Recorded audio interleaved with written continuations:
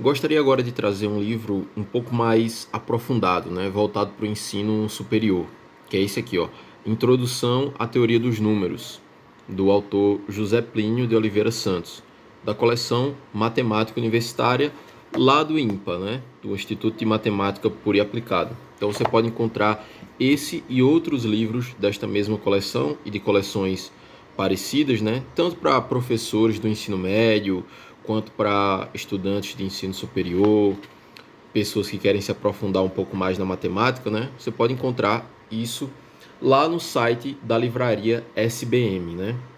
E se você se associar, virar membro da Sociedade Brasileira de Matemática, você ganha descontos em alguns livros, né? Aí eu sou membro da Sociedade Brasileira de Matemática. Para tal, você precisa pagar uma anuidade, uma taxa de anuidade, geralmente no início do ano, né? No ato da inscrição e depois uma vez por ano, geralmente em janeiro que você paga. E é aproximadamente, se eu não me engano, R$ 150, mais ou menos, por ano, né? Então você paga a taxa de aproximadamente ali 150, né? Mais ou menos, R$ 150, mas aí você ganha descontos em compras de livros, né? E nessa livraria há livros muito bons mesmo, né? Inclusive vários que eu já trouxe aqui, vários que eu tenho e que eu ainda vou, e alguns que eu ainda vou mostrar, né? Mas dando uma olhada nesse livro, ele tem essa capa meio cinza, né? A mesma cor desta coleção, né? Todos os livros dessa coleção vão trazer essa capa meio cinza. Ele não é tão grosso, é relativamente fino, né? Ele é um pouco maleável. Brochura. Aqui está o miolo dele, né? E mostrando um pouco do seu conteúdo, né? Então, folhas brancas, como é típico da livraria SBM, mas que não atrapalham em nada, né, na experiência da leitura, do estudo. E aqui temos o sumário. Então, esse livro vai tratar de quê? O que é que a teoria dos números em geral trata? Ele vai começar tratando sobre divisibilidade, né, falando do PIF, o princípio da indução finita, né, o PBO, o princípio da boa ordenação, e falar algumas coisas sobre divisibilidade, divisão, MMC, MDC, algoritmo de Euclides, critérios de divisibilidade e por aí vai, números primos também, né? Aí ele vem com a parte de congruência, MOD, né? Congruência linear, teorema de Euler, de Fermat, de Wilson, o teorema do resto chinês, e traz vários problemas de congruência que tem a ver também com divisibilidade, né? Principalmente mostrando algumas propriedades da congruência que resolvem vários problemas complicados de teoria dos números, né? Depois, você encontra aqui no capítulo 3 teoria combinatória dos números, né? Com o princípio da casa dos pombos, alguns exemplos, demonstrações de alguns teoremas, né? E vários problemas. Depois, funções aritméticas, como a função φ de Euler, a função μ de Möbius e a função maior inteiro, né? E relação entre essas funções, números perfeitos, recorrência, números e sequência de Fibonacci e problemas, né? Sempre trazendo problemas no final de cada capítulo, como um bom livro de matemática, né?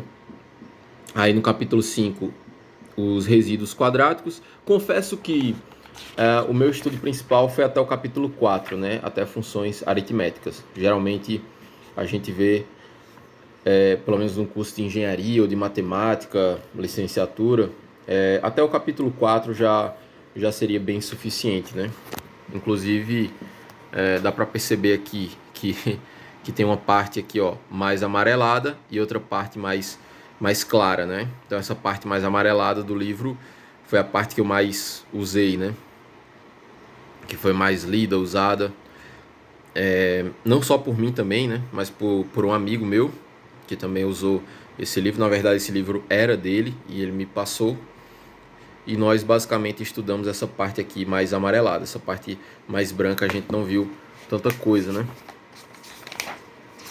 Mas eu queria trazer até o capítulo 4. Só que, a título de curiosidade, vamos ver aqui. O capítulo 5, resíduos quadráticos, né? Com o símbolo de Legendre, o critério de Euler, lema de Gauss, lei da reciprocidade quadrática, símbolo de Jacobi, ou Jacob, né? Que tem o jacobiano lá do cálculo. Depois, raízes primitivas, que é um assunto que eu não me aprofundei. O sétimo, representação de inteiros como soma de quadrados. Também não é um assunto que eu estudei. Aí o capítulo 8 traz um pouco sobre frações contínuas. Aí frações contínuas já é um assunto que eu vi em outros livros, né? E tem a ver também um pouco com série, né? Convergência e divergência de séries. Então é um assunto interessante. E o último capítulo, o capítulo 9, fala sobre partições, que também eu já vi, já estudei em alguns livros, principalmente de conjuntos e até de combinatória, né? Então, partições, gráfico de uma partição, funções geradoras, né? Um assunto importante também. E aqui existem umas partes extras, né? Os princípios da boa ordem e da indução finita. Ele fala um pouco sobre a infinitude dos primos e o postulado de Bertrand, né? Então, veja que é um livro interessante, né? Que traz um conteúdo bom, vários temas avançados, né? A partir do capítulo 5 você já vê, já toca em temas que não é em qualquer lugar que você vai estudar, né? Mas o que eu queria trazer mesmo era do capítulo até o capítulo 4, né? Então a parte de divisibilidade, congruência, teoria combinatória dos números e funções aritméticas, né? E talvez um pouquinho de frações contínuas e partições, porque são assuntos que um professor de matemática precisa saber, né? E um estudante que vai tentar o ITA, o IME, ou uma licenciatura ou bacharelado em matemática, ou até que vai estudar física, né? Teria que estudar isso, que saber isso, né? Mas é um livro com uma qualidade excelente, boas explicações, traz muitos teoremas, né? E os problemas. Tem aqui os problemas, né? E no final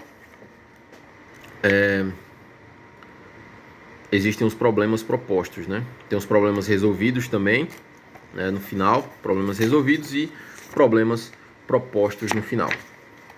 E os apêndices, né? A explicação dos apêndices. Então, é um livro que eu recomendo.